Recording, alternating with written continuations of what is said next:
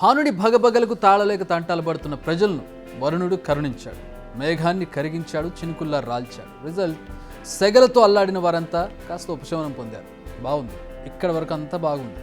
ఇప్పుడు మనం చెప్పుకున్న ప్రాస ఎంత బాగుందో అంత బాగుంది నిన్న పడిన వర్షం. బట్ ఇదంతా కాసేపే ఉంటుంది.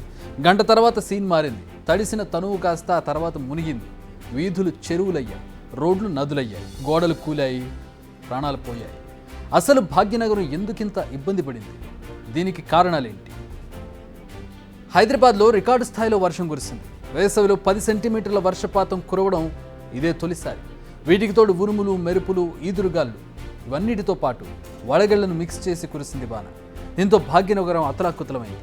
ఎక్కడి వాహనాలు అక్కడే నిలిచిపోయాయి, డ్రైనేజీలు పొంగాయి, బస్తీలు మునిగాయి. నాట్ ఓన్లీ హైదరాబాద్, తెలంగాణలోని చాలా జిల్లాల్లో ఇదే పరిస్థితి. ఉరుములు, మెరుపులతో పాటు భారీ ఈదురుగాలతో వర్షం కురిసింది. రాష్ట్ర వ్యాప్తంగా వాతావరణం ఒక్కసారిగా చల్లబడినా ఇబ్బందులు మాత్రం రాజధాని నగరంలోనే ఎక్కువగా ఉన్నాయని చెప్పాలి. ఎందుకంటే పాపులేషన్ ఎక్కువ, ట్రాఫిక్ ఎక్కువ, అలాగే ఆ ట్రాఫిక్ మొబిలిటీ ఎక్కువ. ట్రాఫిక్ నరకాన్ని తలపించిందంటే అతిశయోక్తి కాదు. ఆఫీసుల నుంచి ఇళ్లకు వెళ్లే వారికి నిన్న చుక్కలు కనిపించాయి. 10 నిమిషాల ప్రయాణానికి గంటల తరబడి వెయిట్ చేయాల్సి వచ్చింది. డిస్టెన్స్ కిలోమీటర్ ఉంటుంది, కానీ అరగంట వెయిట్ చేయాలి లేదా గంట వెయిట్ చేయాల్సి వచ్చిన పరిస్థితి. కిలోమీటర్ల మేర వెహికల్స్ అన్నీ ఎక్కడికక్కడ ఆగిపోయాయి. ఇది వర్షాకాలం కూడా కాదు, ఇంకా ఎండాకాలం పోలేదు. ఇలాంటి సమయంలో కురిసిన ఈ వర్షం, పడిన ఇబ్బందులు అటు అధికారులు ఇటు ప్రజలకు ఒక మేల్కొల్పు అని చెప్పాలి. భవిష్యత్తులో రాబోయే ఇబ్బందులకు ఇదో హింట్. ముందున్నది వర్షాకాలం. ఇప్పుడే పరిస్థితి ఇలా ఉంటే అప్పుడు పరిస్థితి ఎలా ఉంటుందో అనే ఆలోచన ఇప్పటికే జనాల్లో మొదలైంది. మరి నగరం ఇలా ఉండడానికి రీజన్ ఏంటి? మొన్నటి వరకు హైదరాబాద్ను విశ్వనగరంగా ప్రచారం చేసింది బీఆర్ఎస్ పార్టీ. తమ హయాంలో హైదరాబాద్ స్వరూపాన్ని మార్చేశామని గొప్పలు చెప్పుకుంది. బట్ రియాలిటీ ఏమో ఇలా ఉంది. నాలాల ఆక్రమణలు ఉన్నాయి, సివరేజ్ వ్యవస్థ మెరుగ్గలేదు, ఇవి చెప్పుకుంటూ వచ్చారు బీఆర్ఎస్ నేతలు. బట్ 10 ఏళ్ల తర్వాత ఎక్కడి సమస్యలు అక్కడే ఉన్నాయి. నగరవాసులకు ఇబ్బందులు తప్పడం లేదు. చిన్నపాటి వర్షం కురిస్తే చాలు ప్రజలు ఇంటి నుంచి బయటకు అడుగు పెట్టే పరిస్థితి కనిపించడం లేదు. ప్రతి ఏడాది ఇదే సమస్య కనిపిస్తుంది. ఇప్పుడు దాకా చెప్పుకున్నవన్నీ ప్రతి ఏడాది మనం చెప్పుకునేవి. మళ్ళీ ఈసారి వర్షం పడింది, మళ్ళీ అవే డైలాగులు మనం చెప్పుకుంటున్నాం. ఇలాగే హైదరాబాద్ మునుగుతుంది, ప్రాణాలు పోతున్నాయి. నాలా రైలింగ్ వాల్స్, మ్యాన్ హోల్స్పై ఫోకస్ చేసి అప్పటి ప్రభుత్వం నాలాల విస్తరణపై మాత్రం ఎలాంటి చర్యలు తీసుకోలేదు. అట్ ది సేమ్ టైం చెరువుల ఆక్రమణ విపరీతంగా పెరిగింది. అరికట్టాల్సిన అప్పటి అధికార పార్టీ నేతలు కుదిరిన కాడికి కబ్జా చేశారన్న ఆరోపణలు ఉన్నాయి. నేతలే కబ్జా చేయడం, దాంట్లో టౌన్షిప్లని లేదంటే గేటెడ్ కమ్యూనిటీలని కట్టేసి అమ్మేయడం, ఆ తర్వాత అక్కడ ఉన్నటువంటి ప్రజలు ఇబ్బంది పడడం ఒక అలవాటుగా మారిపోయింది. తక్కువ సమయంలో ఎక్కువ వర్షం పడి వరద సాఫీగా వెళ్లేందుకు సరైన వ్యవస్థ లేకపోతే పరిస్థితి ఇలాగే ఉంటుంది. నగరం కాంక్రీట్ జంగిల్గా మారిపోయింది. ఎక్కడికక్కడ నీరు ఇంకే పరిస్థితి లేదు. కాంక్రీట్ లేదా తార్ రోడ్ అక్కడ ఉంటే, లేదా కాంక్రీట్ పైన ఒక పూతలాగా ఉంటే నీళ్లు ఇంకడానికి పరిస్థితి లేక అవి ఎటు పోవాలో తెలియక ఆ ప్రాంతాన్ని ముంచేస్తాయి.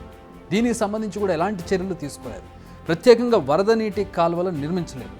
ఉన్న వాటిని కూడా డ్రైనేజ్తో లింక్ చేశారు. పూర్వం ఉన్న లింక్ చెరువుల వ్యవస్థను అసలు కనుమరుగు చేసింది అప్పటి ప్రభుత్వం. ఒక అలవాటుగా దీన్ని కబ్జా చేసుకుంటూ ఆ గొలుసుకట్టు చెరువులనే మాయం చేసినటువంటి పరిస్థితి. నీరు పల్లం వెరుగు అంటే పల్లం వైపుకు ప్రవహిస్తుంది, అంటే చెరువు వైపుకో లేదంటే ఒక గుంట వైపుకో ప్రవహిస్తుంది. ఆ చెరువులోనో గుంటలోనో ఇళ్ళు కట్టేసి వాటిలో నివాసాలు ఉంటుంటే దాని మీద కాంక్రీట్ పరిచేస్తే నీళ్లు అక్కడికే వెళతాయి. ఇంతకుముందు ఎక్కడికి వెళ్ళాయి అక్కడికే వెళతాయి. అక్కడ ఏదైనా కట్టు ఉంటే దాన్నే ముంచేస్తాయి, లేదా చుట్టుపక్కల ఉన్నటువంటి ప్రాంతాలను ముంచేస్తాయి. ఇదే జరుగుతుంది పదే హైదరాబాద్లో. ఇన్ని సమస్యలు ఉన్నాయి కాబట్టి చినుకు పడితే నగరం మునుగుతుంది.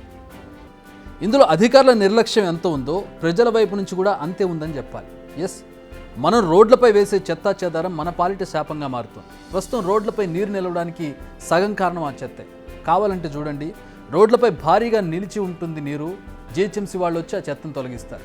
అంటే డ్రైనేజ్ వెళ్లాల్సిన దగ్గర ఈ చెత్త అంతా స్టాగ్నేట్ అయ్యి అక్కడికి వాటర్ లోపలికి వెళ్ళే పరిస్థితి ఉండదు, ఫ్రీ ఫ్లో ఉండదు. ఈ చెత్త అంతా అడ్డుపడి ఆ నీరు ఎక్కడికక్కడ నిలిచిపోతూ ఉంటుంది. మళ్ళీ వాళ్ళు వచ్చి దాన్ని క్లియర్ చేస్తే తప్పితే ఆ వాటర్ అనేది ఫ్రీ ఫ్లో జరగదు. 10 నిమిషాల్లో రోడ్డుపై చుక్క నీరు ఉండదు అది ఒకసారి క్లియర్ చేస్తే. చాలా వరకు బస్తీల్లో మెయిన్ నాలాలు ఉంటాయి. వచ్చే వరదతో పాటు ఈ ప్లాస్టిక్ వ్యర్థాలు వచ్చేస్తాయి. అవే ఓ చిన్నపాటి డ్యామ్లా పనిచేసి అంటే ఆ నాలాకి అడ్డుకట్ట అయిపోతాయి.